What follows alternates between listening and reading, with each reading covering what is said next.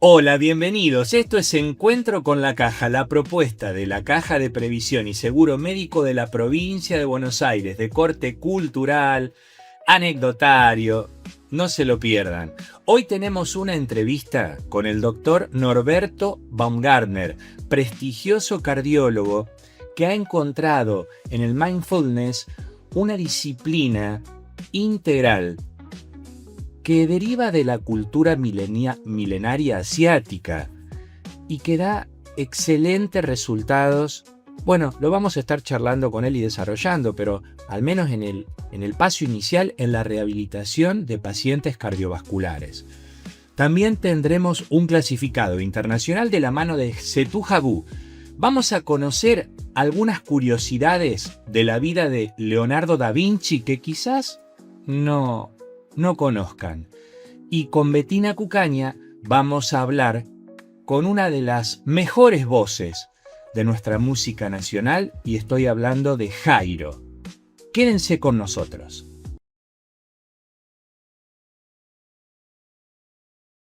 Comenzamos este capítulo con una frase célebre de Tanya Davis. Un día perfecto puede ser soleado y también lluvioso. Depende de la actitud. Para poner en contexto la afirmación de Tania, puedo decir que todo depende del cristal con que se mira. Y acá la frase completa es: en este mundo traidor, nada es verdad ni es mentira. Todo es según el color del cristal con que se mira. Un famoso verso del poeta español Ramón de Campoamor. Significa que la realidad, la verdad y los juicios son subjetivos, dependiendo de la perspectiva, creencias o estado de ánimo de quien observa. Por su parte, Tanya Davis nació el 4 de julio de 1975 en Sydney, Australia, y es primer violinista del cuarteto de cuerdas británico-australiano Bond. Obtuvo un título de primera clase de música con honores en el Conservatorio de Música de Sydney y ganó un diploma de posgrado con distinción en la Escuela Guildhall de Música y Drama de Londres. Antes de Bond, trabajó en la Orquesta de Cámara Australiana, en la Sinfónica de Sydney y en la Orquesta Sinfónica de Londres. Escribió la pieza musical Odyssey y arregló la canción Señorita del álbum Classified. Prestó su voz para la única canción donde ésta apareció, que es Señorita.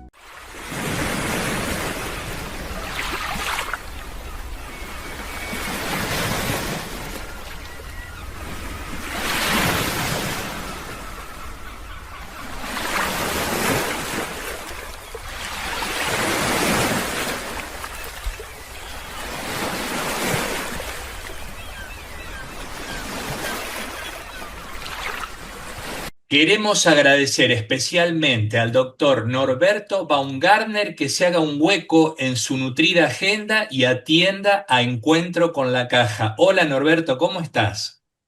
Hola, bueno, el agradecido soy yo, Pablo, por esta invitación, a esta participación en esta entrevista y a todos los que en este momento nos están viendo. Bien. Norberto Baumgartner, me imagino Ujú. Bavaria, no sé, la Selva Negra. ¿Por dónde viene?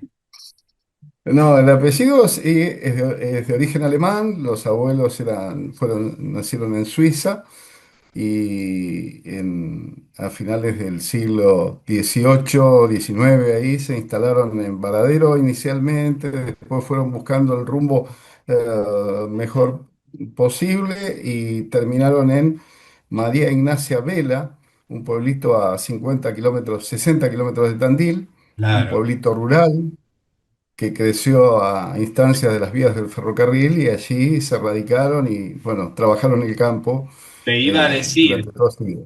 porque más allá de que te presentamos como cardiólogo de Gonet, de las montañas Ujú. suizas al sistema de Tandilia. Sí, sí, sí, evidentemente algo quedó en la cabeza de los abuelos y nuestras porque amamos las montañas, las sierras, es una devoción. Y lo mismo que los bosques. Eh, el apellido tiene que ver algo, la traducción del apellido, algo como cuidador de bosques o Ah, una mira, cosa así. mira. Pero no sé, jamás pensé que estaba inspirado en el apellido el interés que uno tiene por la naturaleza, ¿no? Claro, claro. Todo tiene que ver con todo. Norberto, ¿hasta qué Ujú. edad viviste en Vela? Hasta que terminé el secundario. Y si no tengo mal entendido, formaste parte de una antología que con motivo del 50 aniversario del golpe que sufrió nuestro país en 1976 recopilaba historias. ¿Es así? Sí, sí, sí, sí, eso fue parte de lo que hice el año pasado y este año se publicó el libro y finalmente el libro se difundió en varios lugares, en realidad sitios de memoria, en Villa Elisa. A mí me invitaron particularmente porque el libro constaba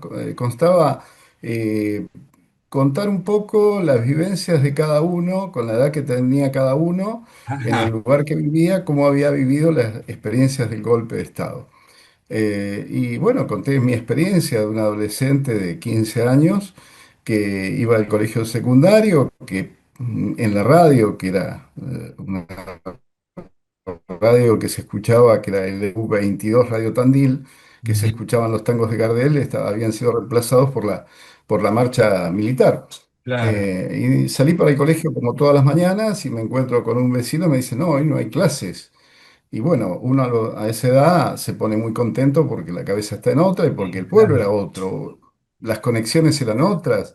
Nosotros, las redes de comunicaciones ahora son inimaginables. Contar esta historia 50 años atrás, claro. donde la comunicación dependía de una operadora que te contacte telefónicamente con la ciudad. No había forma directa de discar. Sí, correcto, es Eh, así. Y los, desde ese suceso, en plena preadolescencia, adolescencia tuya, a relatar, vos formar parte de ese listado de autores contando historias que dejaron una huella en su vida. Ujú. ¿Qué historia contaste vos, Norberto? Bueno, la historia que conté yo es la historia, esto que te estoy contando, qué pasó ese día, qué me pasó ese día a mí. Y me pasó que ese día, en teoría, tenía ese recuerdo, y entonces para afianzar un poco más el recuerdo y ampliar qué había pasado, empecé a hablar con mis compañeros del secundario, que gracias a todas estas medios de comunicación que ahora tenemos, nos pudimos reencontrar, y así fuimos armando una red de recuerdos y de cosas. Alguien que decía, no, mirá, yo para enterarme, o mi papá para enterarse, escuchaban Radio Colonia. Claro, eh, Era paradigmático escuchar Radio Colonia para ver qué sucedía en la Argentina, porque las radios estaban intervenidas, los medios de comunicación claro, estaban intervenidos, entonces era como escuchar verazmente lo que pasaba en el país. Y uno veía, mi relato es cómo se percibía la situación política y social en las grandes urbes y se percibía a través de los dos diarios más importantes que venían de circulación, que era Clarín o La Nación, que llegaban a veces con un día de atraso, pero ¿qué importaba si llegaba con un día de atraso si vos no tenías la velocidad que tenemos de no, la comunicación ahora, que es inmediatez, instantánea? exacto. La inmediatez no existía. Entonces, esa era una noticia fresca. Abrir el diario era una noticia fresca, aunque sea de 2 días antes. Y los diarios hablaban de enfrentamientos con terroristas. Uno veía, uy, qué realidad, qué difícil que está en las ciudades, en Buenos Aires, en La Plata, donde los diarios describiesen. Así que esa es una realidad. Pero, sin embargo, ocurrieron algunas otras cosas, ¿no? Mm. Ocurrió la hija de un tendero que desapareció, que era estudiante en Bahía Blanca y desapareció en Mar Detenida del Plata desaparecida de Vela. de, de vela. Pero nadie comentaba absolutamente nada. Entonces yo pregunté a mis compañeros, después de tantos años, ¿por qué tanto silencio? ¿Por qué no sabíamos? Si cotidianamente nos veíamos. Vela te enterás de todo, de los Claro. 5 minutos te enterás de todo. Sin embargo, de esto no. Y bueno, me decían que los directamente afectados, que eran los padres de esta chica, optaron por un silencio por miedo a que les pasara algo a ellos o a las familias. Sí, sí, sí. Entonces optaron por el silencio. Y después hubieron algunos operativos que hubieron en casa de un médico que era un médico del pueblo, un médico Sí, o de militantes familia. activos o conocidos. Claro, que este médico era músico, era un tipo culto, se había casado con una persona, una mujer que el papá había sido del Partido Comunista y ella era del Partido Intransigente, y a Mirá, ella la dejaron cesante en el colegio secundario en julio del 76 por ser del Partido Intransigente. claro, Eh, increíble, y increíble. bueno, y finalmente hubo un detalle que a mí me hizo recordar que muy cerca del campo que era de mi padre había una gran estancia de nombre Acelaín, 13.000 hectáreas, y que en esa estancia se hospedó Henry Kissinger en el año 78. Mirá. Cosa que consta en los diarios, o sea, no Sí, es sí, algo sí. que y bueno, Henry Kissinger es reconocido como el mentor de la Operación Cóndor, donde toda Claro, esto de las desapariciones y todo lo que pasó en Latinoamérica fue orquestado de Estados Unidos y él fue la mente que Vectora, organizó todo esto. Sí, claro. sí, sí, sí. Así que bueno, en Vela también ocurrieron cosas. O sea, Mirá vos. nadie estuvo a salvo, los miedos estuvieron presentes con otras particularidades, pero hubieron miedos, no se vivió esta cosa urbana, estas luchas, estas Sí, sí, tremendas cosas, desapariciones, pero hubieron de la hechos gran ciudad. trágicos. Pero claro, Sí, sí, esto sí, así que, caló en toda nuestra sociedad. Norberto, y desde ese momento al hecho de pensar en irte de Vela para estudiar medicina, ¿cómo se gestó eso? bueno, yo creo que se gestó a partir de un interés que evidentemente mi padre, a pesar de que era un chacarero, pero venía con alguna tradición o algo encima, donde, por ejemplo, él armó una escuela primaria con condiciones básicas, austeras, en alguna casona que había en el campo, que no era un gran estanciero, era un chacarero de poca extensión que la compró él con el esfuerzo del trabajo diario del campo. Y bueno, a partir de ahí él armó una escuela para que los hijos de los chacareros pudiésemos ir a la escuela primaria. Mirá, Eh, y, y entonces yo creo que eso y varias conductas que él tenía muy proactivas respecto a lo que era la vida en sociedad. Él tenía mucha disciplina en cuanto a tratar de organizar las familias en torno al club de fútbol, que los clubes de fútbol funcionen. Él formaba parte de organizaciones, lo mismo que las cooperativas. Las claro, cooperativas que hoy desaparecieron porque la historia de la dictadura o del año 78 y lo que representó ya los gobiernos de la dictadura para el campo, para los pequeños agricultores, fue la patada inicial de un proyecto que se continuó y se continúa en el tiempo, donde se desfavoreció el hecho de que continúen los pequeños productores en el campo y se reemplazaron por pools de siembra y por gente claro. anónima que tienen extensiones enormes de campo El y que, desarraigo de las pequeñas comunidades, te entiendo. Tu claro, papá, entonces, un inspirador de la interconexión o la trama social de esas pequeñas comunidades. inclusive a través de las cooperativas agrarias, él era presidente de la Cooperativa Agraria del Pueblo y representaba lo que era la Federación Agraria Argentina, el Grito de Alcorta y todo lo demás. Toda una historia que se borró de un plumazo y que es muy triste porque tuvieron que vender los campos a precios viles y hoy valen 10 20 veces más que lo Claro. que costaba, que valían cuando los vendieron. O Sí. sea, fue una Y apropiación, pero sí, una apropiación legal Sí, sí, sí, sí, sí. Sí, no, Eh, tremendo. y bueno, cambiaron el carácter de todo. Y en ese ámbito en el que vos te desempeñabas, recorrías, te criabas en definitiva, medicina, ¿cómo surge?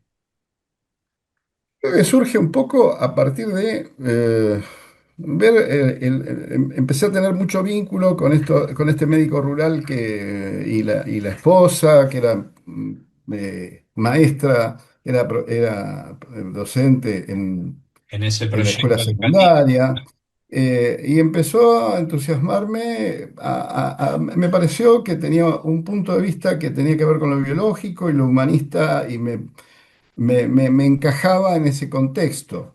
Ujú. Y encajaba en un contexto que también, yo recuerdo que lo único que se podía hacer, por ejemplo, además de lo que podíamos hacer de jugar al fútbol y esas cosas que podemos hacer de adolescentes en el pueblo, habían hecho había una organización que era Rotary, que era Claro. una organización de adultos, pero había una rama Interac para los jóvenes. Y yo Ujú, me metí en el Interac y la consigna era que no se podía hablar de política.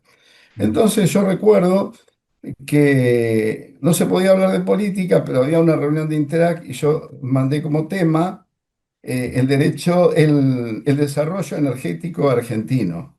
O sea, no se podía hablar de política, pero yo hablaba o sea, Norberto, querido. Y bien, ¿y bueno, pero qué era una forma te de pusieron decir, alguna estoy pensando. objeción o lograste avanzar con tu propuesta? No, no, no, no, yo lo hablé con total libertad en ese contexto, lo hablé con total libertad porque se hablaba de todo el desarrollo energético como parte impulsora de un país y de que crezca un país Ujú. en ese momento y bueno, nada. Y a partir de ahí se fue moviendo la cosa, me fui interesando por venir a estudiar medicina, fueron años difíciles porque venir a estudiar medicina siendo, como yo digo, un paisano del interior, porque ni siquiera de Tandil, de un pueblito de 1.500 habitantes, cuando me bajé en la gran ciudad, La Plata, solo, me subí a un colectivo y bajé y fui a una pensión, y no fue fácil, no fue fácil la experiencia. Hubieron muchas cosas complejas que hubo que transitar. Eh, Que el fue, hecho de for- tampoco poder. que fue forjando tu resiliencia a medida que te acercabas a esa meta que me imagino el orgullo de tu padre también, de tu familia Sí, por supuesto. en ese momento, Eso. mi hijo el doctor, ¿no? Sí, mi hijo el doctor, pero sí, para mí era una gran responsabilidad porque detrás sabía que todo el esfuerzo que se estaba haciendo para que yo pudiese estudiar y lo que representaba alquilar una vida de una sola persona acá, todo muy caro, no era nada, no fue nada fácil. Así que la carrera universitaria, yo a los 24 y medio ya estaba recibido. Ahora, este año cumplo 41 años de médico en julio, el 25 de julio. O sea que fue una cuestión de considerar quiénes estaban detrás respaldando todo esto, cuál era la meta, por ellos y además tratar de sacarle el jugo al espacio universitario que teníamos, los Claro, docentes que teníamos, los médicos clínicos, toda la posibilidad de que lo que te abriese la facultad. claro, exacto. Eh, Una universidad que en cada facultad tenía un modelo de enseñanza por modelos, valga la redundancia, porque era la ujú. admiración que desarrollábamos a esos profesores que a tantos nos marcó y que incluso germinó la posibilidad de ser también docente y multiplicar esa experiencia. Pero sí, por supuesto, por supuesto. Grandes docentes, Camacho, por ejemplo, en clínica, Sánchez, Ricardo Sánchez, eh, gente que admirable, que bueno, Camacho hace muchos años que no está con nosotros, pero Sí, Ricardo Sánchez sí, eh, sí, y de la escuela Geronés en de Fidel cardiología. Chapuznik. Claro, todo es una escuela, la escuela de la semiología, que hoy por hoy es como que la escuela de la semiología, lamentablemente, pero no la semiología solamente por el contacto físico, que no es poco, el contacto con el paciente, sino por el interrogatorio, el plantarse delante de un paciente e interrogar y ver más allá de la consulta que teóricamente viene a hacer, más que la consulta cardiológica. Dentro de la consulta cardiológica, lo que yo en los años que Elegiste hago como de especialidad. cardiología Claro, y que de especialidad y que a mí no, nunca me gustó demasiado irme por la aparatología. Pero bueno, porque a mí me apasionaba ver la parte semiológica, lo que hacían los semiólogos y la forma de entrenarse en la entrevista y en lo que uno puede sacar de esa entrevista de los pacientes. claro. Eh, La y aproximación humana realmente, con una visión holística que iba desatando todo lo que ese paciente acarreaba más allá del síntoma que expresaba. sí, yo entiendo que el contexto de- sanitario, el contexto de vida, hay una limitación relacionada con los tiempos, que a veces se hablan los tiempos que te da la obra social. Mira, a mí no me dieron tiempo la obra social, pero sí sabés que si vos le dedicás a un paciente media hora, 40 minutos, realmente no hay ninguna cobertura social que pueda Sostener. compensar Claro. ese nivel de atención. Sin embargo, muchas veces sabes que el paciente lo necesita Sí, y que y por otro que lado esa dedicación puede, incluso en una relación costo-beneficio, mirado desde lo mercantilista que se ha vuelto el mundo médico, según lo que tantos relatan hoy, la deserción de las especialidades, los chicos que no quieren perder tiempo en una residencia, etcétera, esos tiempos acotados en la relación costo-beneficio pueden hasta ahorrar en un interrogatorio se pueden ahorrar métodos complementarios de diagnóstico.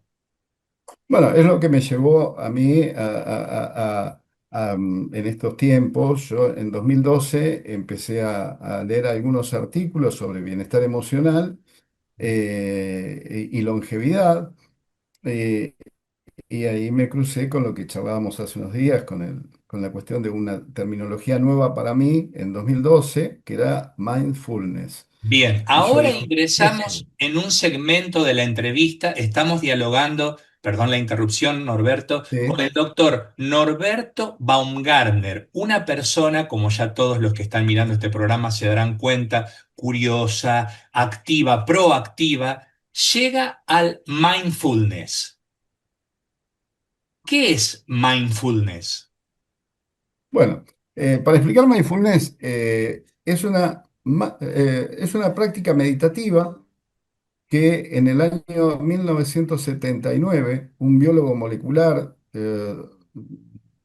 Kabat-Zinn, un biólogo molecular americano, eh, vio que en la Universidad de Massachusetts había, dentro del ámbito de la salud, había muchos pacientes con patologías crónicas y con muy mal manejo del bienestar emocional de esos pacientes con patologías crónicas. Ujú, Él, por lo que recabé, él era un meditador convencional de meditación budista zen ujú. y vio que podía aplicar esta práctica milenaria que actualmente tiene 2600 años de Claro. existencia a través de lo que es el reconocimiento del Buda Sakyamuni.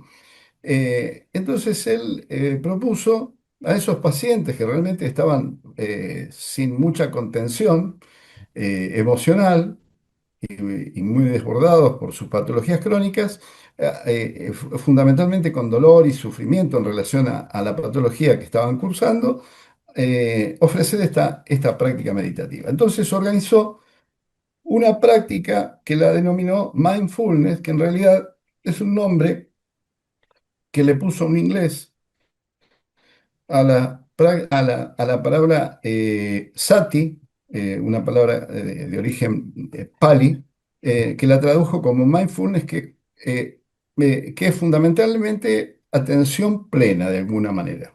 Mm. es una conciencia plena. Recordar, sati quiere decir recordar, rememorar, tener conciencia. Y este inglés, cuando estaban teniendo sus extensiones territoriales por la India y por Oriente, vio que hacían prácticas meditativas, que esta práctica meditativa la llamaban sati y él la denominó mindfulness. Correcto. Bueno, esta Esa práctica estrategia sí. te fue apasionando y fuiste aplicando en tu propia práctica profesional cotidianamente y empezaste a observar los resultados benéficos y positivos que tenía. Y hoy, según la información que manejamos, en los próximos meses vas a poder ser anfitrión de alguien muy importante en esta actividad, Ujú. ¿puede ser? Sí, sí, sí, exactamente. Bueno, en realidad en 2012 empecé a indagar sobre esta cuestión de lo que era el mindfulness, de lo que era el bienestar emocional que se hablaba, y empecé a ver que el mindfulness era una práctica que había desarrollado Kabat-Zinn, pero ya por 2012 había una especie de explosión que llamaba la atención en las redes, pero que yo tenía cierto temor a acercarme porque digo, ¿esto qué es? ¿Una desvirtuación de una práctica milenaria a fines de un bienestar relacionado con la productividad? ¿O es una práctica para beneficio del ser humano y del entorno en beneficio de todos? ¿Qué es esto? Empecé a tener dudas, transité caminos de conferencias de Borges sobre lo que es el budismo zen, experiencias de budismo zen yendo a dojos budistas zen en Capital Federal y aquí en la ciudad de La Plata, a tener un acercamiento con una persona muy seria que trajo a Kabat-Zinn a la Argentina, que es Clara Badiño, que tiene una institución dedicada a mindfulness en Buenos Aires, que lo hace desde hace muchos años, basado en el MBSR, Mindfulness basado en el Stress Reduction, que es la práctica con el esquema de Kabat-Zinn, pero me parecía que le podía faltar una pata desde mi visión, respetando lo que ellos hacen, pero son personas absolutamente muy respetables en lo que hacen y trabajan con mindfulness con grandes deportistas, con deportistas de elite, donde la concentración plena es importante y trabajan con esos grupos. Y con grupos individuales o quien se acerque a los cursos. Y en el año 2024, yo en realidad ya lo venía viendo, hay un monje budista zen de origen español que se llama Dokuyo Villalba, maestro Dokuyo Villalba, que lo veía por las redes y me parecía una persona muy interesante en lo él habla del mindfulness, Sí, hasta que descubro que arman una escuela en el monasterio budista, arman una escuela de mindfulness para desprenderse de la parte religiosa que los siguen haciendo, la parte religiosa del mindfulness, del budismo zen tradicional, y arman una escuela de atención plena. Hice un curso de 8 meses online, costoso en horarios, porque tenía que empezarlo a las 3 de la mañana, claro, horario de claro, del otro España hemisferio. 8. Sí, Fue duro durante esos 5 meses que fueron. Y finalmente terminaba con una experiencia de ir al monasterio.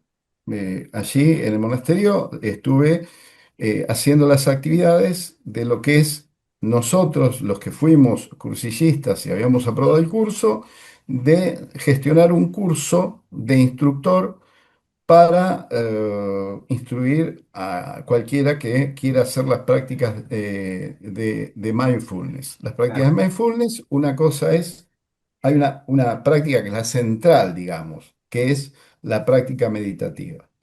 Y la práctica meditativa se sabe y hay experiencias en neurociencias que avalan por qué las prácticas meditativas, para que nosotros los occidentales avalemos y tenemos la neurociencia, por suerte, el desarrollo de neurociencia, donde advierte cada vez más cuáles son los beneficios de la práctica meditativa en cuanto a aspectos que tienen que ver con el bienestar emocional, el equilibrio mental, la disminución de la ira, la Sí, sí, el empatía manejo del social. estrés, el impacto en el sistema A- cardiovascular.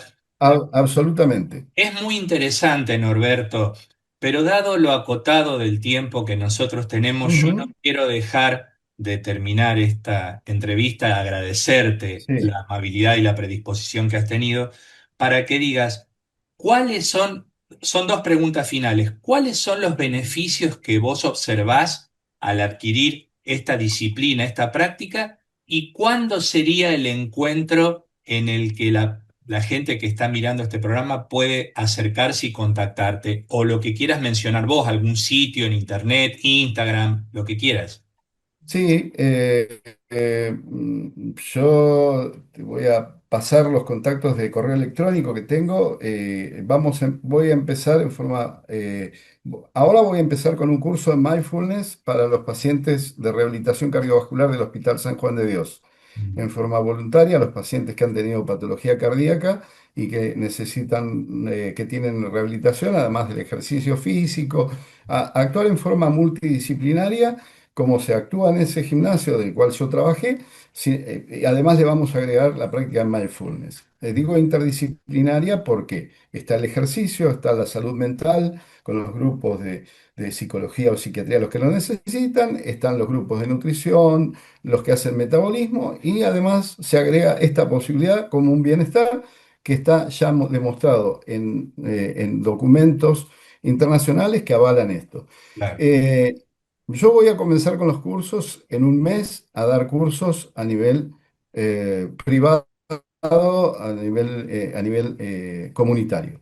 Pero en octubre va a venir el maestro Dokuyo Villalba, donde vamos a dar conferencias en ámbitos públicos, abiertas, y la expectativa es que también va a haber en la Facultad de Medicina y estoy en tratativas con la Federación Argentina de Cardiología y con la Sociedad Argentina de Cardiología para integrar estas actividades. Inclusive la Sociedad Argentina de Cardiología en octubre tiene está el Congreso El Congreso Nacional anual, sí, y sí. estoy tramitando, todavía no tengo la respuesta, ojalá sea posible, de llevar al maestro Dokuyo para hacer una mesa interdisciplinaria y demostrar los beneficios que ya en el mundo hace mucho que se está trabajando. Así que en lo personal, en lo particular, te voy a pasar los contactos como para que la gente vaya teniendo y, y voy a ir organizando actividades que en principio yo prefiero las actividades presenciales porque tienen otra sustancia Y en otra cuanto a riqueza. la práctica inicial. Pero después la voy a extender a niveles online, pero el online yo creo que tiene que ser un modelo híbrido. Bien, Eh, bien, te entiendo. es un modelo.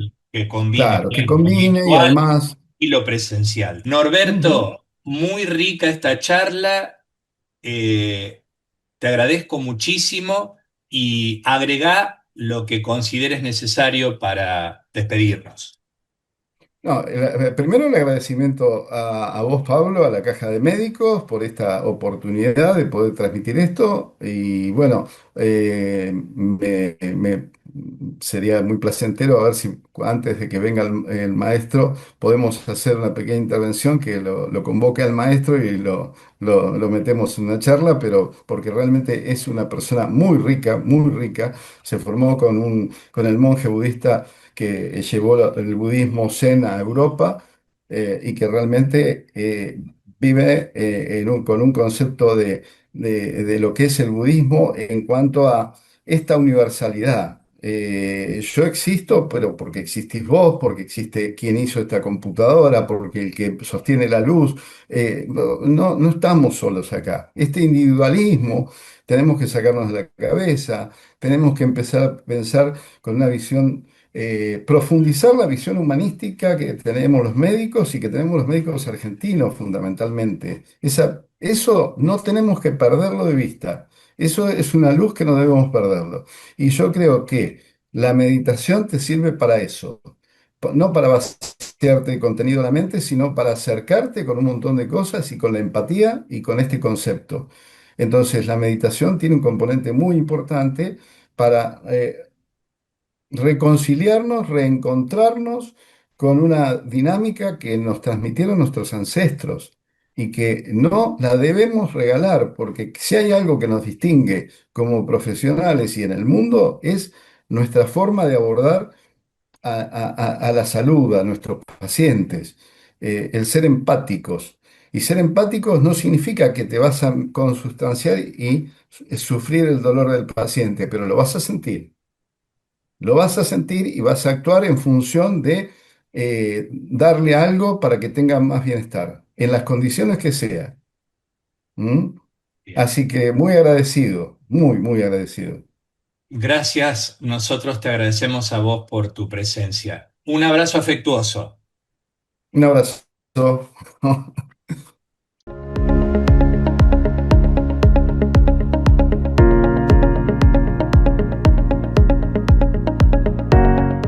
Me había olvidado de recomendarles la nueva aplicación de la Caja de Previsión y Seguro Médico de la provincia de Buenos Aires. Entrando al Play Store en su celular, pueden descargarla y tener información actualizada, detalles de boletas, aportes. Ustedes investiguen, pero desde aquí lo podemos recomendar.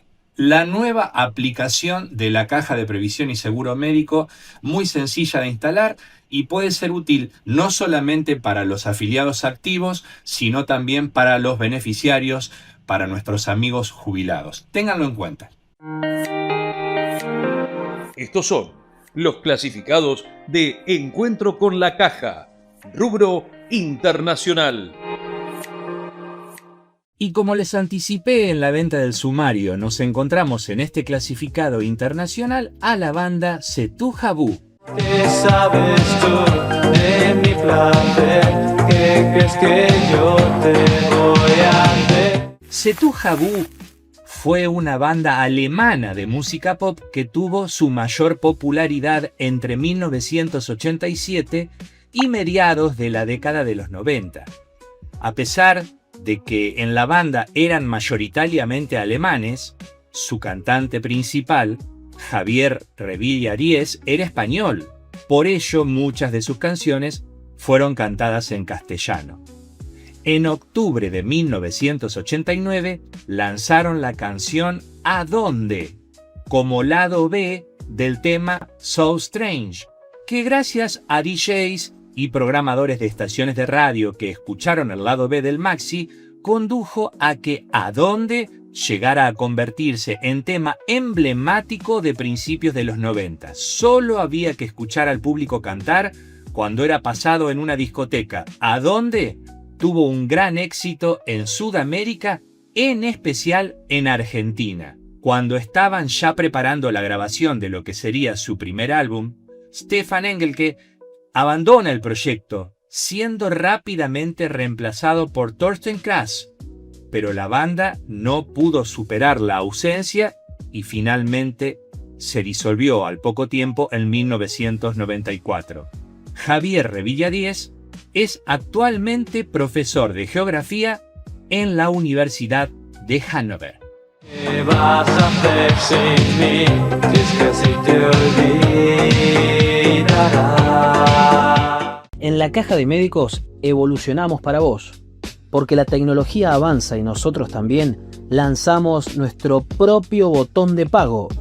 Con esta nueva herramienta incorporada en autogestión a partir del lunes 5 de enero, podrás pagar tus aportes jubilatorios a vencer y vencidos, préstamos, planes y aportes particulares 5%, honorarios médicos de forma rápida y segura. Somos la Caja de Médicos.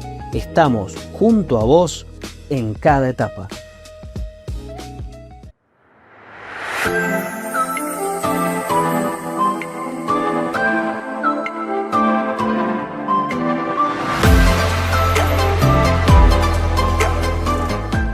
Hoy en Variedades vamos a conocer aspectos desconocidos de Leonardo da Vinci. Leonardo en realidad no tenía apellido. Muchos nos referimos a él como Da Vinci y la realidad es que el artista no tenía apellido. Da Vinci no es más que una referencia del lugar donde nació. Sus padres eran Ser Piero, un adinerado notario fiorentino, y una campesina llamada Caterina. La madre de Leonardo se casó tiempo después con un artesano y Leonardo fue tratado como el hijo legítimo de Ser Piero.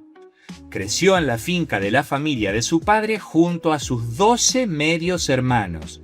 Es por eso que en los museos y bibliotecas que albergan sus obras se encuentran únicamente con su firma Leonardo. Era zurdo. Leonardo da Vinci es uno de los artistas más importantes del Renacimiento. Gracias a sus grandes habilidades para el arte, despertó la sospecha de muchos científicos que buscaban confirmar la teoría que sugiere que las personas zurdas son más creativas. Después de muchos análisis y observaciones de sus obras, se confirmó finalmente que era zurdo. Escribía al revés. Leonardo llenó sus cuadernos con una escritura muy particular, la cual consiste en una imagen en espejo del texto. Se cree que esta técnica era más rápida para él, ya que al ser zurdo podía escribir de derecha a izquierda. Además, creó una variedad de símbolos que insertó dentro de sus notas con la intención de confundir a todo aquel que quisiera robar sus anotaciones o copiar sus inventos. Era un verdadero polímata, dominaba pintura, escultura, ingeniería y otras artes técnicas. Le encantaba el cuerpo humano. La curiosidad de Leonardo también se extendió al cuerpo humano. Su pasión por la anatomía se convirtió en un área de estudio para el artista, ya que desde el principio no solo estaba interesado en la estructura anatómica, sino que también realizó investigaciones fisiológicas. Sus dibujos muestran cómo funcionan el cerebro, el corazón y los pulmones, los cuales eran tan exactos y específicos que ayudaron a sentar las bases de la ilustración científica moderna. Leonardo amaba los animales. Durante muchos años se logró recopilar información, incluyendo sus cuadernos y los escritos de sus contemporáneos que han descrito la pasión que tenía Leonardo por los animales y la naturaleza. Giorgio Vasari, historiador del arte renacentista, relató una historia sobre Leonardo en la que el artista compraba pájaros a la venta para poder liberarlos. No solía pintar frecuentemente, únicamente hay alrededor de 17 obras que sobreviven y que se le pueden atribuir definitivamente. Parte de esto se debió a que estaba ocupado con investigaciones científicas y asuntos de ingeniería, ya que solía pasar largos periodos en los que no se dedicaba al arte. Sin embargo, a pesar de no tener muchas pinturas completas, es imposible negar su influencia en los artistas de su época y los actuales, solo mencionando, por ejemplo, la Gioconda y la Última Cena. Leonardo dibujaba cosas que aún no existían. Durante su vida hizo miles de dibujos y muchos de ellos describen cosas que actualmente forman parte de nuestra vida diaria. Sus dibujos contribuyeron a numerosos inventos, como por ejemplo el paracaídas, el helicóptero, la bomba hidráulica y el automóvil. Y por último, tenía habilidades musicales. La música era una de sus mejores cualidades. Según algunos relatos, mencionan que tocaba instrumentos y cantaba muy bien. Incluso llegó a inventar su propio instrumento, que era una combinación de un clavicordio, un órgano y una viola de gamba.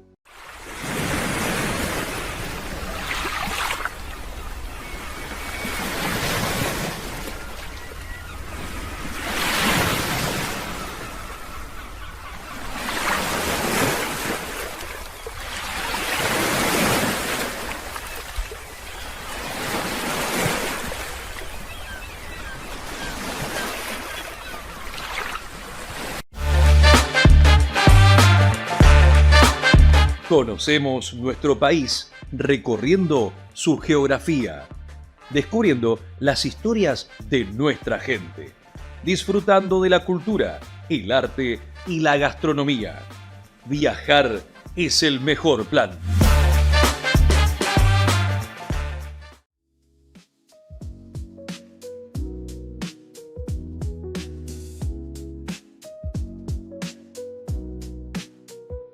Es una cosa que me fascina, son los contadores de la historia.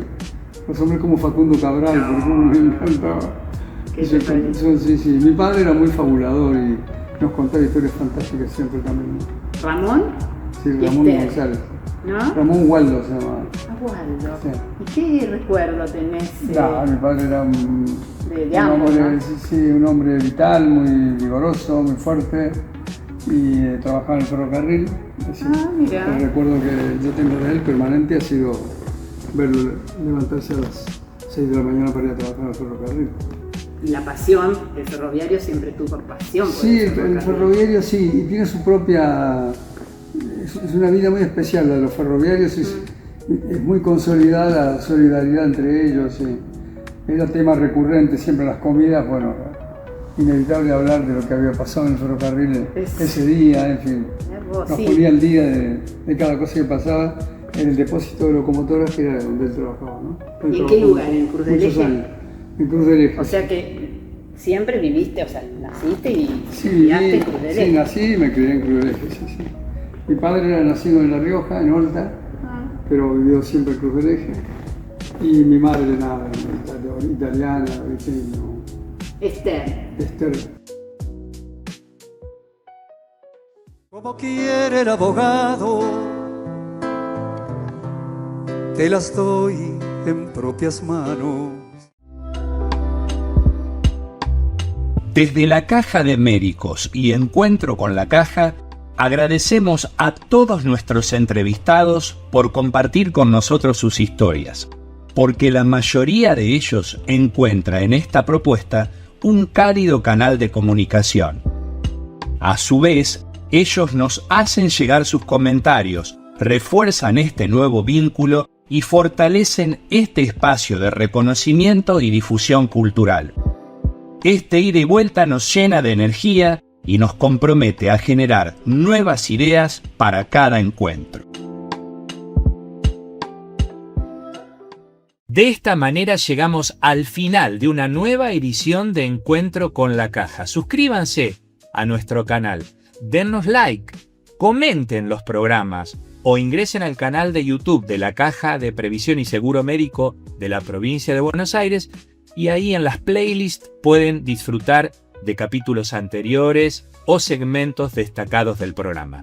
Hasta pronto, que estén muy pero muy bien. Gracias por elegirnos. Suscríbete a nuestro canal de YouTube. Déjanos tus comentarios. Encuentro con la Caja, el programa de la Caja de Previsión y Seguro Médico de la provincia de Buenos Aires.